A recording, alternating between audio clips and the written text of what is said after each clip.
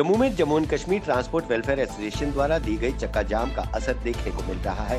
ट्रांसपोर्टरों ने ये चक्का जाम दस्तावेजों के नवीनीकरण पर लगने वाले जुर्माने, किराया बढ़ोतरी और नई गाड़ियों के पंजीकरण के समय अवधि बढ़ाने की मांग को लेकर किया है।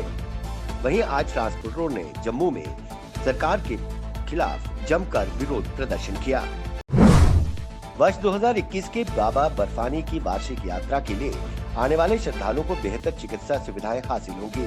दुर्घटना की बीमा राशि को बढ़ाया गया है। जीवन रक्षक एम्बुलेंस की संख्या को दोगुना कर दिया गया है। आपात मामलों के लिए प्राथमिक चिकित्सा केंद्र स्थापित होगा।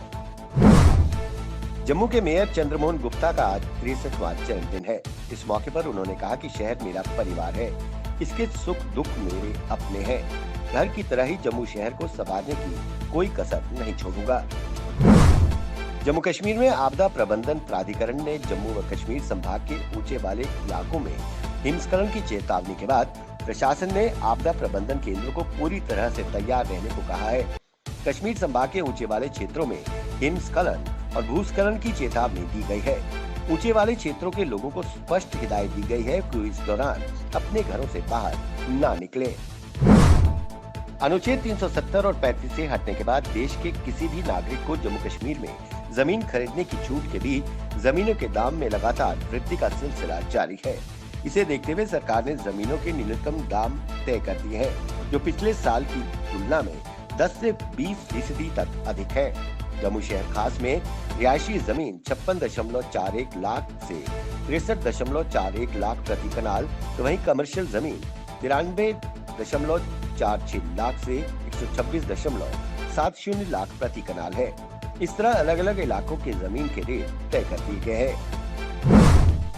कश्मीर घाटी में सेना जहां आवाम के जानमाल की रक्षा के लिए अपना जीवन दांव पर लगा देती है, वहीं दूसरी तरफ सेना का मानवीय चेहरा भी अक्सर देखने को मिलता है, जहां जान हथेली पर रखकर आवाम की मदद को सेना आगे आती है।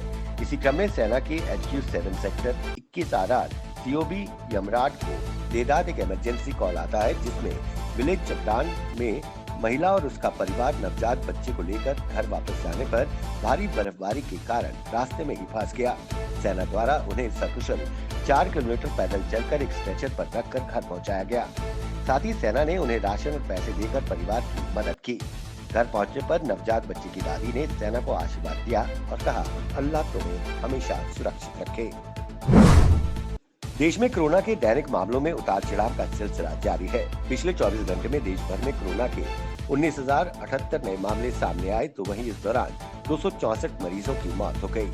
इसके बाद देश भर में कोरोना संक्रमितों की संख्या बढ़कर 1,03,74,932 हो गई है, तो वहीं पूरे देश में अब तक 1,50,114 मरीजों की मौत हो चुकी है।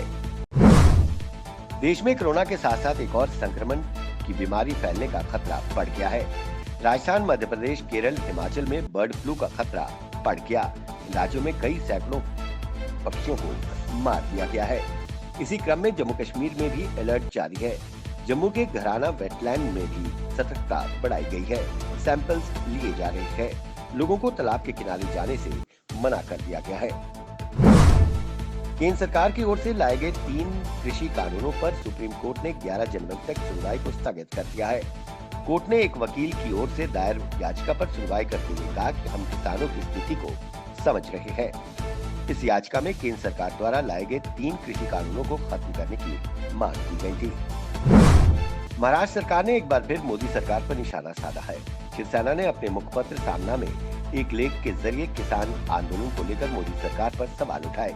शिवसेना सरकार पर आरोप लगाते हुए कहा कि केंद्र सरकार किसानों से चर्चा का सिर्फ नाटक कर रही है।